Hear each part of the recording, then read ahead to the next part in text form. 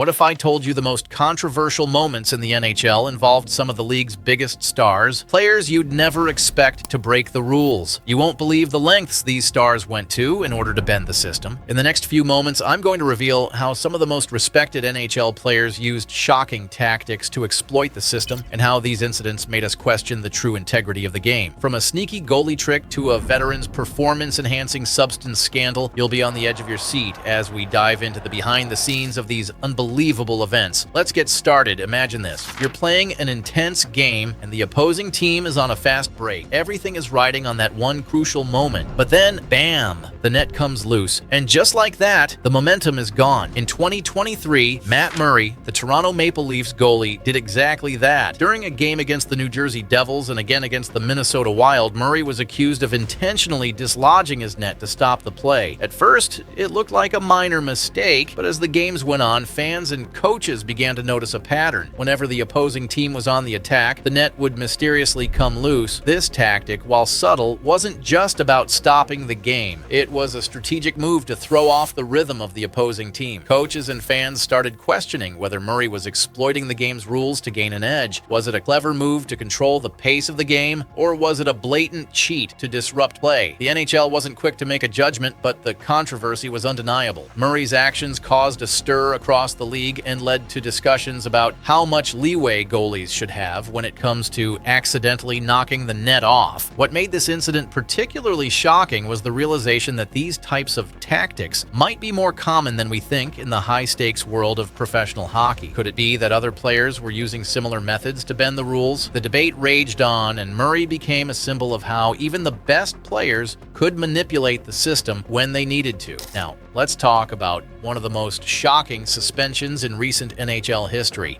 In 2016, Anaheim Ducks center Shawn Horcoff found himself at the center of a performance-enhancing substances scandal that rocked the league. Horcoff, a seasoned veteran known for his leadership and skill, had always been considered one of the league's good guys, but everything changed when he tested positive for a banned substance under the NHL's performance-enhancing substances program. The news hit like a bombshell. Fans and analysts alike couldn't believe that a player of Horcoff's stature would risk his career for something as dangerous and unsportsmanlike as doping. How did it happen? Was Horcoff desperate to remain competitive in his later years, or was there something more to the story? The 20-game suspension that followed didn't just affect Horcoff. It raised serious questions about the integrity of the NHL's drug testing program and whether veteran players might be exploiting loopholes to extend their careers. The idea that a player who had been in the league for so long, trusted by teammates and coaches alike, could turn to drugs to gain an advantage was a hard pill to swallow. What made this scandal even more difficult to digest was the reality that many players in similar positions might have been tempted to cheat the system. The fear that high-level players were using performance-enhancing substances to hold on to their careers led to heated debates about the NHL's ability to prevent such incidents. The league quickly reinforced its anti-doping policies, but the damage was done. Horcoff's scandal had exposed a dark side of the NHL that no one was ready to confront. Shawn Horcoff's suspension didn't just hurt his reputation, it ignited a firestorm about the lengths players would go to, and it left fans wondering just how many more secrets the league was hiding. In 2024, Ryan Reaves, known for his gritty style of play and physical presence, found himself under scrutiny after an illegal check to the head of Edmonton Oilers defenseman Darnell Nurse. Reaves, who was a key player for the Toronto Maple Leafs, was no stranger to controversy. His style of play often pushed the boundaries of what was acceptable on the ice, but this incident went too far. The check to Nurse's head was a textbook example of why player safety in the NHL has become a growing concern. The hit was aggressive, dangerous, and left Nurse shaken. Reaves was promptly handed a 5-game suspension without pay, a decision that raised eyebrows across the league. Fans and analysts were divided. While some argued that Reaves was simply playing the game as it was meant to be played, others believed that his actions crossed the line into recklessness. This suspension wasn't just about one incident. It was a reflection of the ongoing debate in the NHL about the role of physicality in the game. For years, players like Reaves have used their physical prowess to intimidate opponents and protect teammates. But in an era where concussions and player safety are taken much more seriously, the league has had to take a hard stance on illegal hits to the head. What made Reaves' suspension particularly eye-opening was how it highlighted the changing landscape of the NHL. As the league focuses more on player health and safety, the line between tough physical play and dangerous behavior has become more blurred. Reaves, once a fan favorite for his punishing style, was now being called out for actions that could no longer be justified in a game that's increasingly focused on speed, skill, and safety. The Reaves incident served as a wake-up call for the entire league, showing just how much the NHL was evolving and how even the toughest players couldn't escape the consequences of crossing the line. In 2022, Jake Oettinger, the talented goaltender for the Dallas Stars, found himself in the spotlight for an incident that raised questions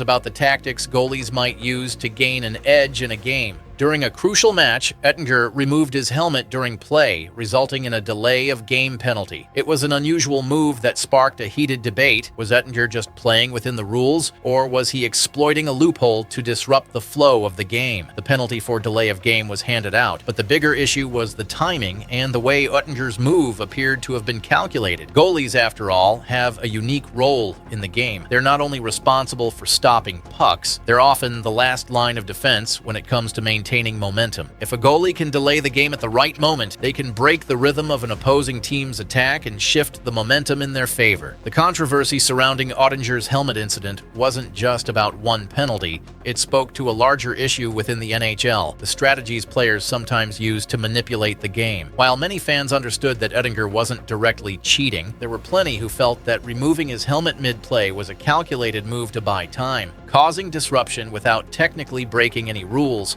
It was a smart play, but was it fair? In the world of professional sports, any strategy that gains an advantage, legal or not, is often scrutinized. Oettinger's helmet incident revealed how players constantly look for ways to bend the rules without crossing into outright cheating. It left many fans wondering how many more subtle tactics like this exist in the game, and how many players are willing to walk the fine line between fair play and exploiting the system. In January 2025, the hockey world was left in shock when Connor McDavid, the face of the Edmonton Oilers and one of the best players in the NHL, found himself at the center of a major controversy. McDavid, known for his unmatched speed and skill, was under investigation after delivering a brutal cross-check to the head of Vancouver Canucks' Connor Garland. The hit, which left Garland stunned and searching for answers, resulted in McDavid's 3-game suspension, drawing widespread attention across the league. The suspension was significant not just because it involved McDavid, but because it marked a rare instance where the league's disciplinary measures targeted a superstar. McDavid had always been seen as a model player known for his clean play and leadership. However, this incident showcased how even the NHL's most revered athletes aren't exempt from the consequences of dangerous actions.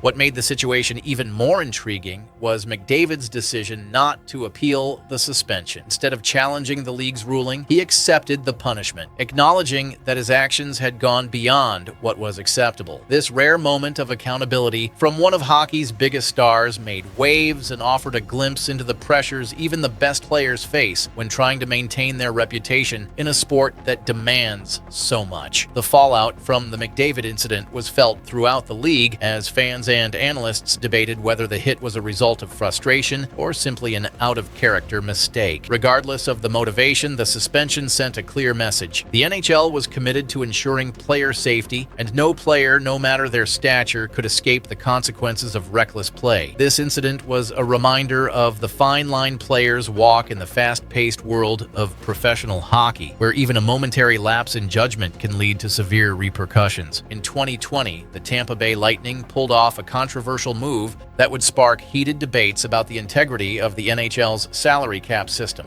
The team managed to exceed the league's salary cap limit during the regular season by placing star player Nikita Kucherov on long-term injured reserve, LTIR. This maneuver allowed the Lightning to remain under the cap until Kucherov returned for the playoffs. Once he was back, Tampa Bay was able to field a full roster, including their star forward, as they pushed for and ultimately won the Stanley Cup. While the league's rules technically allowed this move, many fans and analysts felt that the Lightning had exploited a loophole to gain a competitive advantage. It raised questions about the fairness of the system and whether teams should be allowed to game the rules to build an even stronger playoff team than they had during the regular season. Critics argued that such tactics undermined the integrity of the league and gave teams like the Lightning an unfair edge, especially when they were already stacked with talent. Despite the controversy, Tampa Bay's success in the playoffs could not be denied. The Lightning's victory was a testament to their skill and cohesion, but it also highlighted the flaws in the salary cap system. The incident pushed the NHL to reconsider the use of LTR in such a manner,